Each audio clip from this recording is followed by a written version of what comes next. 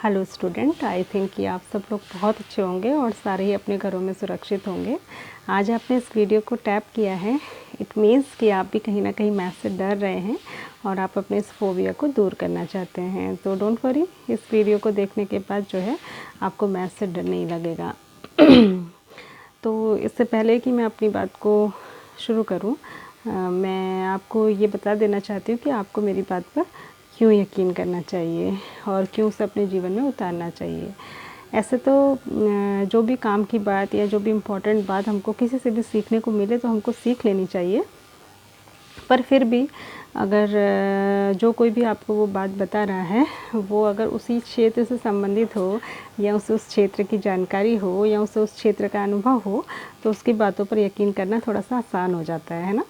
तो मैं आपको बता दूं कि मैं पिछले 10 सालों से केंद्रीय विद्यालय संगठन में ही अध्यापिका हूँ। मैं मैथ्स पढ़ाती हूँ और इसके अलावा भी मैंने उससे पहले भी कई इंस्टीट्यूशंस में मैथ्स पढ़ाई है। पिछले 15 या 18 सालों से मैं मैथ्स पढ़ा रही हूँ और इस पढ़ाने की जर्नी में मैं बहुत सारे स्टूडेंट्स के संपर्क में आई हूँ। मैंने उनकी प्रॉब्लम्स को देखा है, फेस किया है उनके साथ साथ कि वो जो है मैथ्स में किस तरीके की प्रॉब्लम फेस करते हैं। तो मैंने सोचा कि आपके लिए ये वीडियो बनाऊँ जिससे कि आपको थोड़ा सा जो है आसानी हो जाए मैथ्स को पढ़ने और समझने में और थोड़ा सा डर भी कम लगे।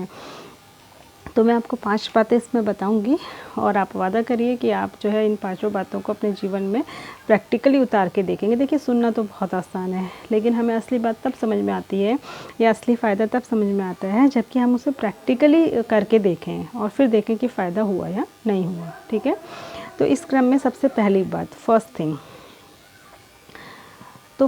थिंग जो आपको चेंज करनी है अपनी लाइफ में, दैट इज़ परसेप्शन। ठीक है, आपको मैथ्स के लिए अपना परसेप्शन चेंज करना है।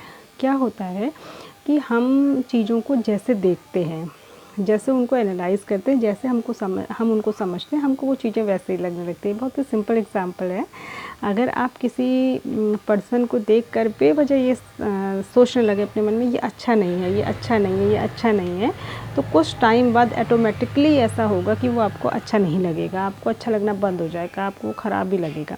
क्यों? क्योंकि हमने उसके लिए अपना परसेप्शन, अपनी धारणा ऐसी बना ली। तो सारा खेल है परसेप्शन का। ठीक है, हमारा दृष्टिकोण जैसा होता है हमको चीज़ें वैसी ही दिखाई देती हैं। तो सबसे पहले आपको अपना परसेप्शन चेंज करना है। अब ये हमारा परसेप्शन ऐसा बना क्यों मैथ्स के लिए? वो इसलिए बना क्योंकि बचपन से हमारे जो पेरेंट्स हैं उसमें उनका भी रोल रहता है और जो हमारे एल्डर्स हैं उन्होंने हमें यही समझाया कि मैथ्स बहुत टफ़ सब्जेक्ट है, मैथ्स बहुत टफ़ सब्जेक्ट है। हम बचपन से, छोटी एज से 3-4 साल की उम्र से हम यही सुनते आए हैं। तो बस हमारे दिमाग में एक माइंडसेट हमारा बन गया कि मैथ्स तो बहुत टफ़ है, उसे समझना बहुत ही मुश्किल होता है। तो सबसे पहले आपको ये सोचना है कि जैसे मैं बाकी सब्जेक्ट को इजीली समझ सकता हूँ या समझ सकती हूँ, वैसे ही मैं मैथ्स को भी इजीली पढ़ सकता हूँ। बिल्कुल जैसे हिंदी को पढ़ा जा सकता है वैसे ही मैथ्स को भी सीखा जा सकता है। तो पहली बात है कि आप अपना परसेप्शन चेंज कर देंगे। देखिए, किसी भी काम को सीखने या करने से पहले हमारा पहला कदम यही होना चाहिए कि मैं इसे कर सकता हूँ, आई कैन डू इट।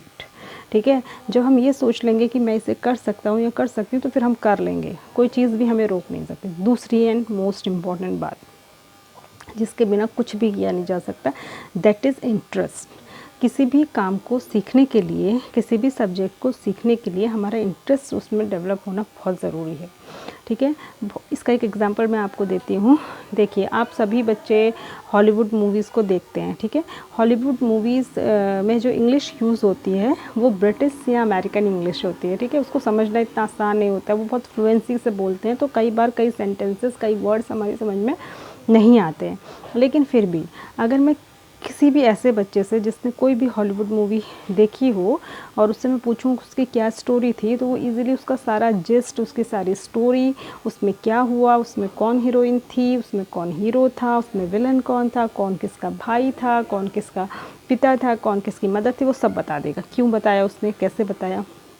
क्योंकि उसने उस मूवी को 3 घंटे बहुत इंटरेस्ट के साथ देखा और उसमें अपने ज़्यादा से ज़्यादा सेंस ऑर्गन्स यूज़ किए। वो आँखों से उसको देख रहा था, कानों से सुन रहा था, है ना, और उसने अपने माइंड को उसमें कंसंट्रेट किया था। तो इसलिए उसको वो लैंग्वेज को बहुत ज़्यादा ना समझते हुए भी पूरा वो समझ में आ गया, उसका कंसेप्ट उसने समझ लिया। लेकिन हम क्या करते हैं कि जब हम क्लास में बैठे होते हैं तो हम जो है वहाँ पे सिर्फ फिज़िकली प्रेजेंट होते हैं, मेंटली हम प्रेजेंट नहीं होते। तो हम 25 से 30 मिनट की मैथ्स की क्लास में क्या पढ़ाया गया वो कंसेप्ट हम नहीं समझ पाते हैं। अगर हम उसमें भी इंटरेस्ट के साथ समझने की कोशिश करें और अपने ज़्यादा से ज़्यादा सेंस ऑर्गन्स को यूज़ करें तो वो भी हमें ईज़िली समझ में आ जाएगा। एक और एग्जांपल मैं आपको उसका देती हूँ। बहुत टाइम पहले, आज से 10-12 साल पहले, नॉर्थ इंडिया में साउथ इंडियन फूड इतना जो है फेमस नहीं था, इतना प्रचलन में नहीं था। जैसे कि इडली लोग नहीं जानते थे, डोसा नहीं जानते थे, पिज़्ज़ा जैसे चाइनीज़ फूड भी कई सारे हैं, मोमो, पिज़्ज़ा, ये सारे नहीं जानते थे और ना ही उनको वो पहली बार में पसंद आता था, ठीक है। लेकिन धीरे धीरे उन्होंने क्या करा, उसको खाना शुरू करा। तो खाना शुरू करने से क्या हुआ कि उनका टेस्ट उसमें डेवलप हो गया, ठीक है। जब टेस्ट डेवलप हो गया तो वही फूड आइटम्स उनको अच्छे लगने लग गए, ठीक है। तो और अभी भी जैसे हम कहते हैं कि दादाजी को पिज़्ज़ा पसंद नहीं है क्योंकि उनका टेस्ट उसमें डेवलप नहीं है, या मम्मी को मोमो पसंद नहीं है क्योंकि उनका उसमें टेस्ट डेवलप नहीं है। तो जो इम्पोर्टेंस जो है फूड आइटम के रिस्पेक्ट में टेस्ट रखता है, वही इम्पोर्टेंस जो है मैथ्स के रिस्पेक्ट में या किसी भी सब्जेक्ट के रिस्पेक्ट में क्या रखता है, इंटरेस्ट रखता है। वहाँ पर टेस्ट डेवलप नहीं था तो फूड आइटम अच्छा नहीं लग रहा था, यहाँ पर इंटरेस्ट डेवलप नहीं है तो सब्जेक्ट अच्छा नहीं लग रहा है। तो सेकंड थिंग आपको क्या करनी है कि आपको अपना इंटरेस्ट डेवलप करना है। जैसे ही आप अपना इंटरेस्ट डेवलप कर लेंगे तो आपको मैथ्स इतनी चुटकियों में आसान लगेगी। अच्छा, मैंने ये तो बोल दिया कि इंटरेस्ट डेवलप करना है, पर कैसे करना है वो है तीसरी चीज़ जो आपको ध्यान रखनी है। वो क्या है, आपकी regularity. First thing perception, second thing interest और थर्ड थिंग रेगुलरिटी। और रेगुलरिटी से ही जो है इंटर रिलेटेड है इंटरेस्ट। देखिए, आपको क्या करना है, मैथ्स को रेगुलर तरीके से करना है। रेगुलर का मतलब रोज़ 2 घंटे 4 घंटे या 6 घंटे मैथ्स पढ़नी है, ऐसा नहीं है। मैं आपसे ये बिल्कुल नहीं कह रही कि आप 2 घंटे 4 घंटे या 6 घंटे मैथ्स पढ़िए। आप क्या करिए, आप मैथ्स को डेली करिए। चाहे आप 2 ही क्वेश्चन करते हैं लेकिन डेली 2 क्वेश्चन करने हैं आपने, ठीक है। आप अपने दिमाग में बना लीजिए अपनी क्षमता के अनुसार कि मैं 2 क्वेश्चन मैथ्स के डेली करूँगा।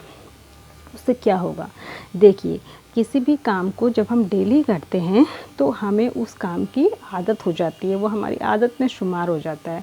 फिर उस काम को किए बिना हमको अच्छा नहीं लगता है और फिर वो हमें इंटरेस्टेड लगने लगता है और फिर वो हमारे इंटरेस्ट में शामिल हो जाता है। फिर हमें उसको किए बिना ऐसा लगता है कि हमने पता नहीं क्या आज नहीं किया। जैसे आप एक्सरसाइज करना रोज़ शुरू कर दीजिए, प्राणायाम करना रोज़ शुरू कर दीजिए डेली सुबह को, तो जिस दिन आप नहीं करेंगे उस दिन आपको लगेगा कि मैंने आज क्या नहीं किया। तो आपको रेगुलरिटी बनानी है। हम क्या करते हैं, हम उल्टा करते हैं। जो सब्जेक्ट हमें पसंद होता है उसको हम रोज़ रोज़ पढ़ते हैं और जो हमें टफ़ लगता है या जो नहीं पसंद होता है उसकी रेगुलरिटी हम 0 कर देते हैं। तो हमने तो सब काम उल्टा कर दिया। तो आपको क्या करना है, रेगुलर तरीके से करना है।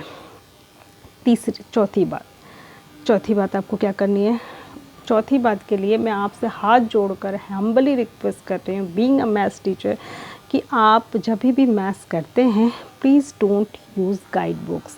हम क्या करते हैं, हर बच्चे के पास जो है गाइड बुक होती है, हर बच्चे के पास रिफ्रेशर होती है और जैसे ही उसने मैथ्स का कोई क्वेश्चन करना है वो पहले रिफ्रेशर को अपने पास में रख लेता है और जैसे ही क्वेश्चन पढ़ा तो बिल्कुल अपने माइंड का यूज़ करने की कोशिश नहीं करता, तुरंत रिफ्रेशर में से सॉल्यूशन देख ले कि ये क्वेश्चन कैसे सॉल्व हुआ है। But mind is like a machine, ठीक है। और मशीन को क्या होता है कि हम जितना कम यूज़ करेंगे वो उतनी सुरक्षित नहीं रहती है, ठीक है। वो अच्छे से नहीं रहेगी। जितना मशीन को कम यूज़ करेंगे उसमें जंग लग जाएगा, उसमें जाम हो जाएगी और जितना ज़्यादा यूज़ करेंगे वो स्मूथली वर्क करेगी, स्मूथली रन करेगी, ठीक है। तो दिमाग भी ऐसा ही है, अगर हम इसको कम यूज़ करेंगे तो इसकी कैपेबिलिटी कम हो जाती है, ठीक है। इसकी एनालिटिक पावर कम हो जाती है। आप सोचेंगे ही नहीं तो आप कैसे कर पाएंगे।